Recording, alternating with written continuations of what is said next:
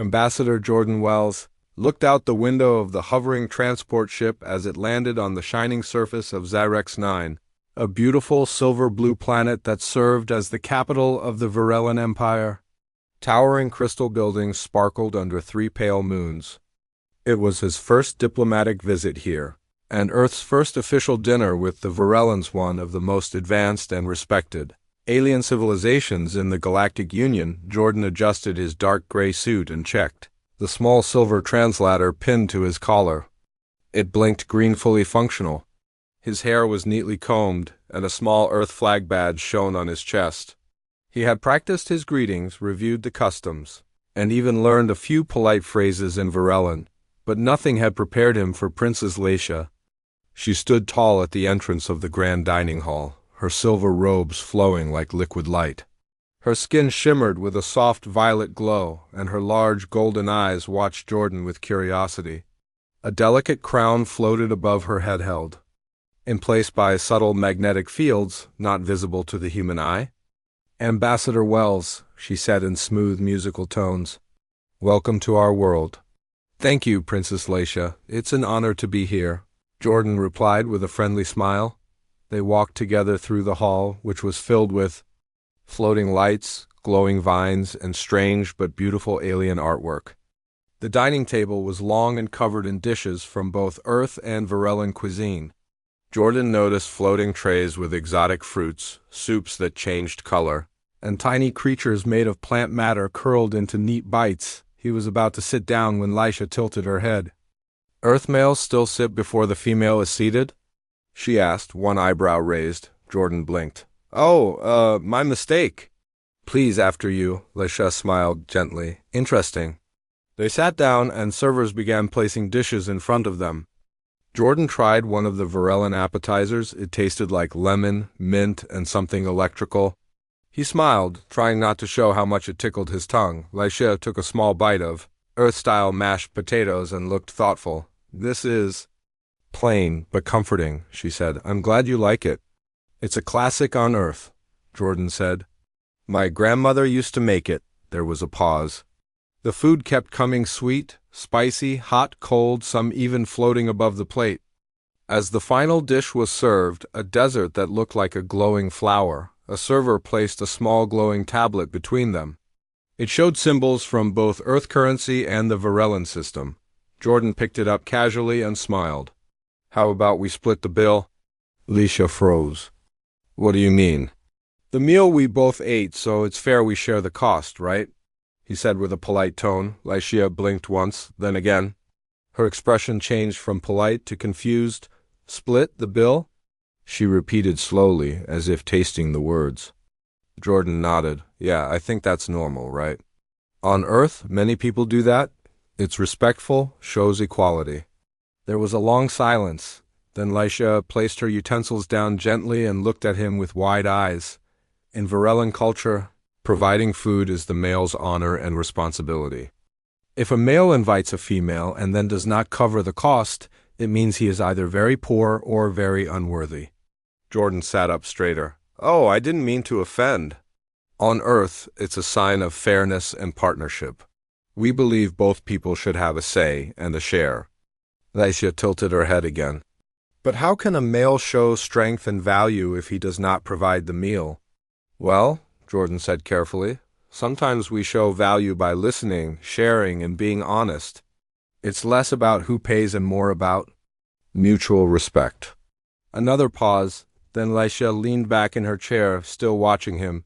"You are not like the males of our worlds," she said softly. "Your customs are strange, but perhaps not without meaning," Jordan chuckled. "That's Earth for you. Always doing things differently." The translator blinked as they both sipped from glowing cups of Varellan tea. Around them, the dinner continued peacefully, but Jordan couldn't help but wonder if he had just started a small cultural earthquake. Above them, the crystal chandelier began to hum with energy, a sign that the meal was officially closing. As they stood, Laisha turned to him again. "I shall pay for the meal." This time, as a gesture of welcome, Jordan smiled. "Thank you, Princess. But next time, maybe we can trade. I'll cook and you bring dessert." Leisha gave a rare laugh, a sound like soft chimes in the wind. Earth males are very unusual, she said. Just wait till you hear about our coffee. Princess Leisha walked quickly through the soft glowing halls of the royal thought garden, her mind full of questions. The garden trees whispered with gentle wind music, but she hardly noticed. Two Varellan attendants followed her silently, their eyes downcast. She stopped under a large blossom that floated mid-air like a star and turned to them.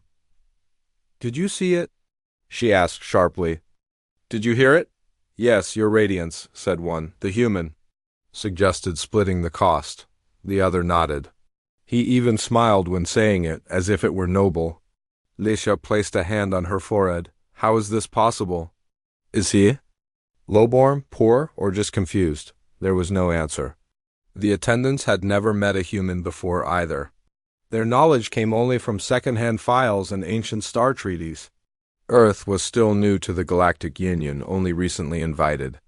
After their surprising leap into faster-than-light travel, she walked on, boots tapping gently on the crystal path. "He is Earth's ambassador," she said aloud. "He represents their kind." They reached her private chamber, shaped like a spiral shell. Inside, data scrolls floated in the air, spinning slowly with images and text from thousands of worlds. "Bring me the Earth courtship file," she ordered. A scroll glowed and unfolded. It showed scenes from human life. Couples walking in parks, eating ice cream, arguing playfully over bills at restaurants, and sharing small things like umbrellas and jokes. Leisha frowned. What strange rituals? Why so much balance? Where is the performance? The effort?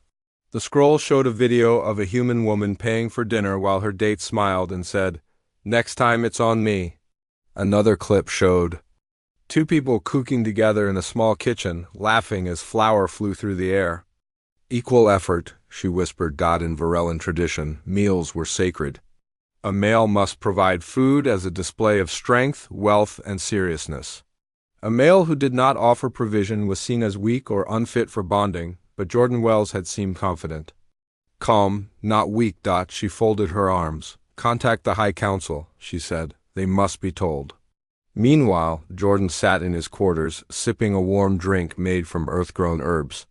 The room was peaceful, with soft light and a view of the Zyrex skyline. His assistant, Ravi Singh, appeared on the hologram. "How did dinner go?" Ravi asked, raising an eyebrow. Jordan smiled weakly. "I may have caused a cultural incident." "Oh no, what did you do?" "I asked to split the bill." Ravi blinked. "You? What? I didn't think it'd be a big deal. On Earth, that's just what we do sometimes." Ravi laughed softly. "Jordan, they're Varellans. Splitting the bill is like asking to share the throne." "Well, she didn't throw me out." "That's a good sign, but she might tell others." "The council even," Ravi said, half joking. "I hope she does," Jordan said seriously. "Maybe it's time they see how humans think." The next morning, the Galactic Union Council gathered in the central chamber. Members from over 70 species attended, some in physical form, others by hologram. Floating seats circled a glowing table shaped like a star. Varellan Elder Vizar floated forward, his long robes glowing softly. "We must speak of Earth's customs," he began. "They are different." A screen showed the footage from the dinner. Jordan smiling, suggesting to split the bill. Whispers filled the room. "Is he poor?" asked one reptilian delegate. "Perhaps it is symbolic," offered another, shaped like a cloud of light. A scholar from the Terran Cultural Division joined the discussion. She explained Earth's evolving courtship culture, how partnership had become a choice, not a duty. How kindness, humor, and respect were now stronger signs of worth than wealth. "It is not about weakness," she said. "It is about mutual care." Leisha, attending as a guest, remained quiet at first. But as debates grew louder, she stood. "I met this human," she said. "He did not offer a feast.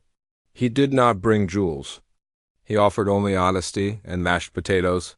Many delegates laughed softly, but I did not feel insulted, she continued. "I felt curious. Perhaps there is something to learn from these humans." There was silence. Then Elder Vizar nodded. "We do not judge, we observe. Let Earth be heard." That evening, Jordan received a message. It was from Princess Laisha. He opened it with a nervous smile. Ambassador, your customs are strange, but I am not unwilling to understand. Perhaps next time I will bring dessert. Laisha. Jordan laughed softly and replied, Deal, but only if I get to cook the main course. And so, something unexpected began a slow but meaningful exchange between two cultures. One believed in providing. The other believed in sharing. And somewhere between mashed potatoes and glowing desserts, they found a middle ground dot in the great floating library of Xyrix 9. Scholar Skarn sat surrounded by glowing scrolls and blinking data cubes. He was a Varellan historian, known across the galaxy for his deep knowledge of alien cultures. His long fingers tapped the edge of a silver tablet as he studied Earth customs on dating, bonding, and money. Humans are unpredictable, he muttered. Skarn had spent his life studying over 400 species, but humans confused him more than any other. He had watched the footage of Ambassador Jordan Wells and Princess Laisha sharing dinner. Most Varellans were shocked by the split-the-bill idea. Skarn, however, was curious. He opened a new report titled Modern Human Relationships and Financial Equality. It spoke of how humans had changed over time. In the past, many of them followed traditions like the Varellans' males paid for. Meals, brought gifts, and were expected to provide. But in the last few centuries, things had shifted. Now, many humans believed in something called equality. Not just in money, but in life, choices, and relationships. They believed both sides should share costs, duties, and even dreams. Strange, Skarn whispered, but not without reason. At the same time, Princess Laisha stood at her balcony, looking down at the glowing city below. Aircraft hummed quietly in the skies. Her silver robe danced in the wind. She held a warm cup of Varellan root tea, but her thoughts were far away. Jordan Wells. The human had surprised her not with his words or his smile, but with his confidence in equality. He had not tried to impress her with gold or grand promises. He had simply been himself. Laisha had spoken to her mother, Empress Nala. Earlier that morning, "You are becoming soft," the Empress had said. A true princess must be provided for. But what if a true partner shares everything instead? Laisha had replied quietly. The Empress did not answer. Now, Laisha opened a small holomessage device and typed, "Ambassador, I have found many human customs interesting. Do you have more examples?" She waited. Within moments, Jordan replied, "I have a long list. Want to hear about how we share chores too?" Laisha laughed softly, surprising herself. The next day, Scholar Skarn requested an official meeting with both Jordan and Laisha. They met in the Star Archive room, where floating memory orbs stored thousands of years of history. Jordan wore his usual calm smile. Laisha stood tall, curious. Skarn carried a thick tablet. "I have studied your species," Skarn began, "and I must admit, I am confused." Jordan chuckled. "You're not the first," Skarn continued. "In most worlds, tradition is strength. Males provide to prove loyalty, yet your people share bills, share tasks. Even raise children equally." Jordan nodded. "We try. It's not perfect. But we believe strength comes from partnership, not from power." Skarn raised a brow ridge. "And females are not offended by this?" Laisha spoke before Jordan could answer. "At first I was surprised, but now I am beginning to understand. There is something freeing about it." Skarn thought for a moment, then pulled up a graph. This idea of equality, it is spreading among younger species. Even some Varellan males have started offering to share duties with females. Quietly, of course. Jordan leaned forward. "Maybe it's not just human. Maybe others are ready for change too." Skarn gave a small smile. "Perhaps? But change comes slowly in the stars." Later that evening, Jordan invited Laisha to a private Earth-style dinner, simple, casual, and cooked by himself. They met in a small garden dome where earth plants grew under artificial light. Jordan had set up a round table with 2 chairs, soft music playing in the background. On the table were bowls of pasta, garlic bread, and a dessert of chocolate cubes. Laisha looked around. "This is very plain," Jordan smiled. That's the point. On Earth, we call this a home-cooked meal. It's how we show care. He served her a plate, then his own. They began eating. It's warm, Licia said, chewing slowly. And? Gentle, Jordan nodded. It's not about impressing. It's about being real. They talked for hours about their worlds, their dreams, and how each culture saw relationships. Leisha asked about Earth's wedding rituals, and Jordan asked about Varellan bonding songs. When the meal was done, Leisha stood. I will help clean, she said. Jordan looked surprised. You don't have to. I know. That's why I want to. Together they cleared the table, laughing when one of the chocolate cubes rolled away. In that moment, neither of them were just ambassadors or royals. They were simply two beings, learning from each other. Princess Leisha stood at the front of the grand knowledge hall. A crowd of students, both Varellan and alien, sat before her in floating seats. Holograms spun gently around the room, showing pictures of Earth and Varellan customs side by side. This was the first joint lecture ever given about human gender culture on Xyrix 9. The title had caused quite a stir when announced. Some older Varellans had whispered, why teach about a world with such unusual roles? But the younger generation came with open minds. Some came out of curiosity. Others came out of quiet hope. Leisha had never taught a class before, but she stood tall and calm. She looked confident in her royal robe, a silver sash tied loosely around her waist. She raised her voice. Today, we discuss how other worlds are not wrong, only different. The room became quiet. A hologram of a human couple appeared. One was a man pushing a stroller. The other, a woman, wore a suit and carried a briefcase. This is common on Earth, Licia explained. Both partners can work. Both can raise children. There is no fixed duty based on gender. Some students leaned forward. Others looked confused. One Varellan male raised his hand. But if males do not provide food or safety, what is their purpose? Leisha smiled kindly. Their purpose is shared like the females. They grow, protect, and support each other. Side by side, she tapped her bracelet.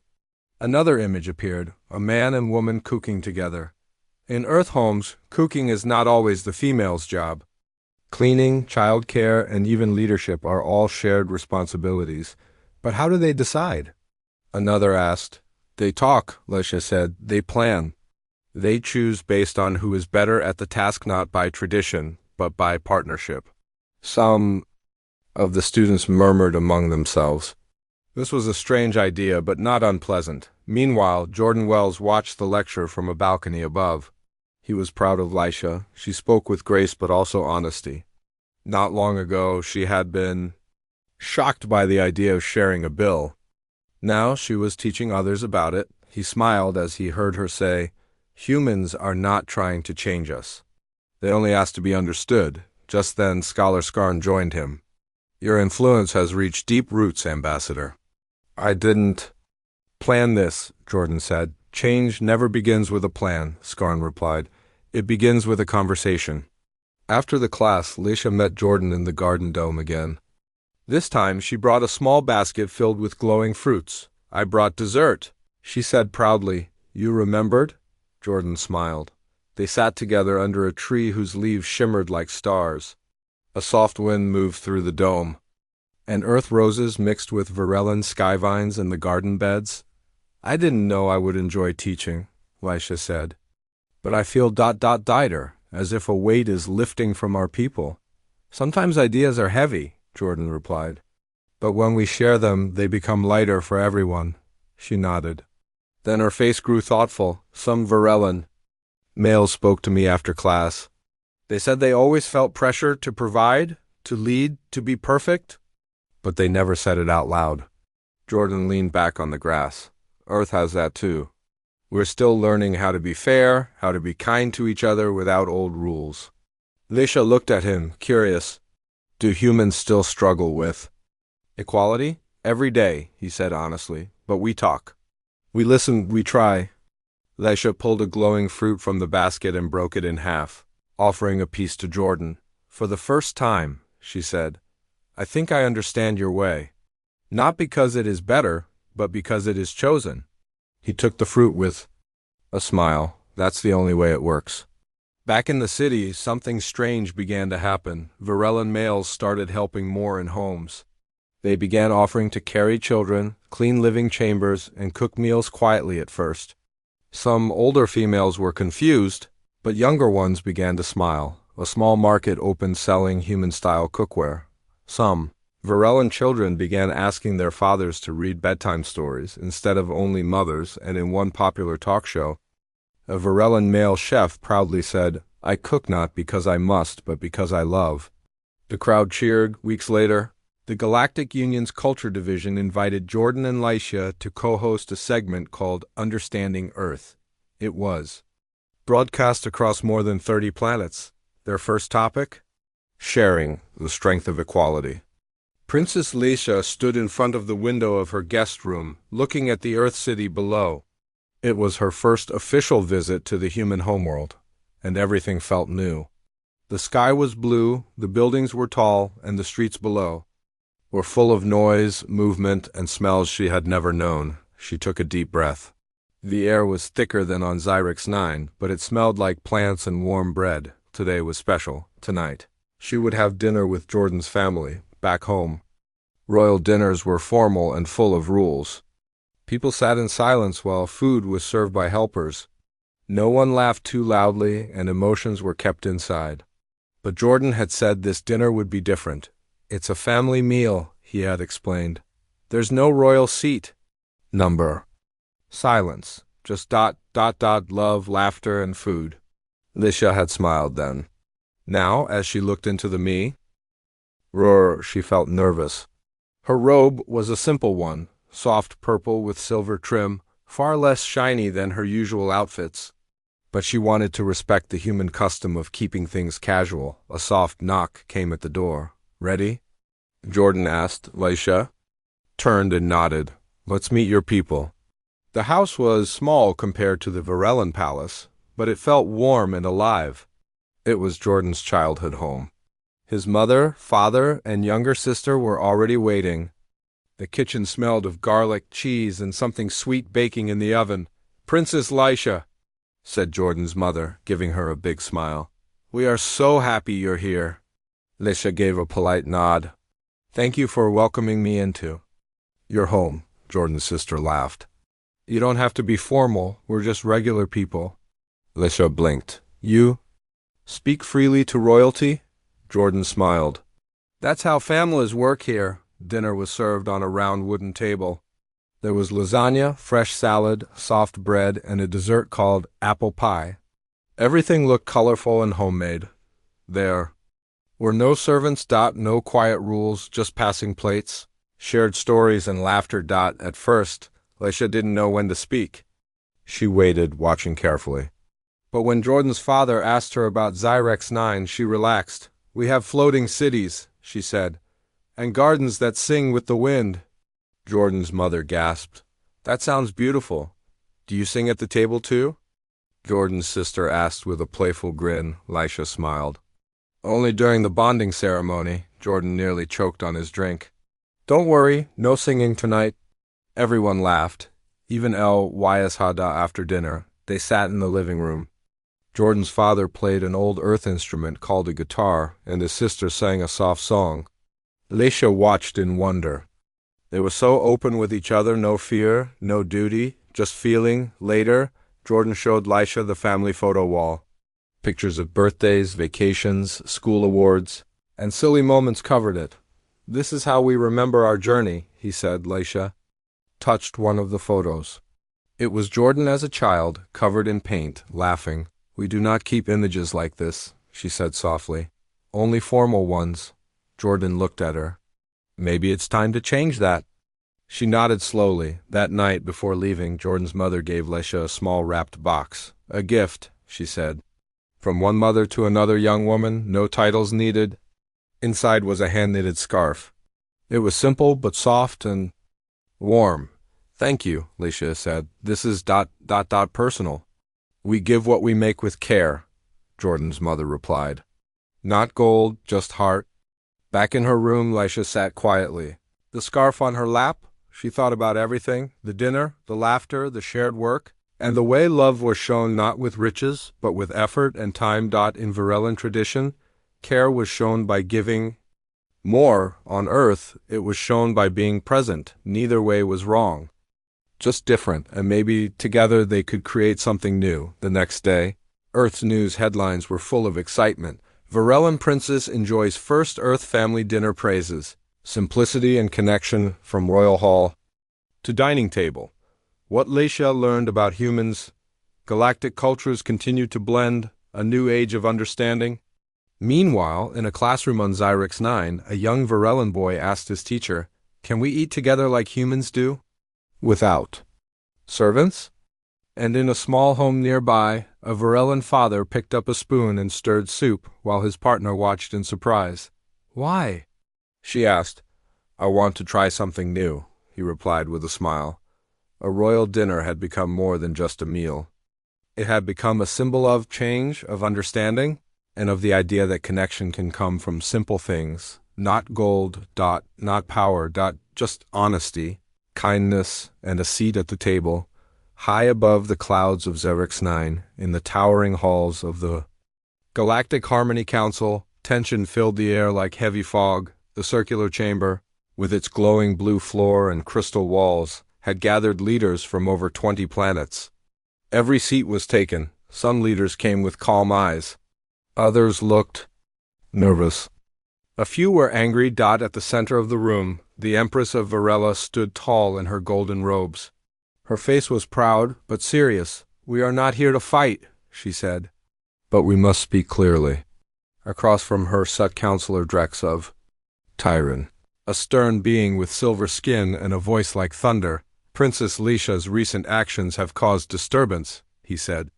"We hear Varellan males cooking, cleaning, and asking for equality. This is not tradition, it is confusion." Murmurs filled the chamber. "Is equality confusion?" asked Ambassador Jordan Wells, calmly standing beside Leisha. "Or is it progress?" Some leaders nodded in agreement. Others frowned. Counselor Drex raised a thick finger. "Your Earth customs are changing other cultures. You bring soft ideas. Where strength once lived," Jordan remained respectful. "We do not force our ways. But if other people choose them, is that not their right?" A silence followed. Princess Leisha stepped forward. Her voice was steady. "I did not ask my people to change. I simply showed them another way. Some listened, some did not. That is, freedom." The Empress narrowed her eyes but said nothing. Then a new voice echoed from above. It was Scholar Skarn, the Varellan historian, joining the meeting through a large hologram. "I have studied every world present here," he said. "And change is not new. It is always happening. What is new is peaceful change." He looked at each leader in turn. Earth does not bring war. It brings questions, and questions lead to understanding. Outside the council chambers, news of the meeting spread fast. Across the stars, debates began. Some praised the princes and Jordan. Others called it weakness on Varela. A group of traditional nobles gathered in secret. "This Earth idea is too dangerous," one whispered. "If males stop proving themselves, society will fall apart," another nodded. "We must act before the Empress allows it." Later that evening, Leisha and Jordan walked alone in the Garden of Stars, a peaceful place on top of the council tower. The artificial night sky glowed with soft constellations from across the galaxy. "They don't all support us," Leisha said quietly. "No," Jordan replied. "But that doesn't mean we stop." Leisha looked down. "Part of me worries. Not for myself, but for my people. What if we are pulling them too fast into change?" Jordan thought for a moment. "When humans first began changing gender roles, it wasn't easy either. There were arguments. Some felt lost. But now, many are thankful. And still, those who prefer old ways are free to live them." She nodded slowly. "Choice, not command." "Exactly." The next morning, the Empress called Leisha to her private chamber. No guards, no audience. Just mother and daughter. "You've shaken the stars, child," the Empress said. Leisha stood tall. "I only showed the truth." The Empress stared at her for a long time. Then, with a sigh, she poured tea and sat down. When I was your age, I also asked questions. I was told to stay silent. I did, I obeyed. Lisha sat surprised. But you, the Empress continued, have the courage to speak. And while I may not agree with everything, I see now that your path is honest. Lisha felt a warmth rise in her chest. The Empress placed a hand on hers. Do not rush the stars. Let them move in their own time. But if they follow you, walk carefully and walk kindly. I will, Mother.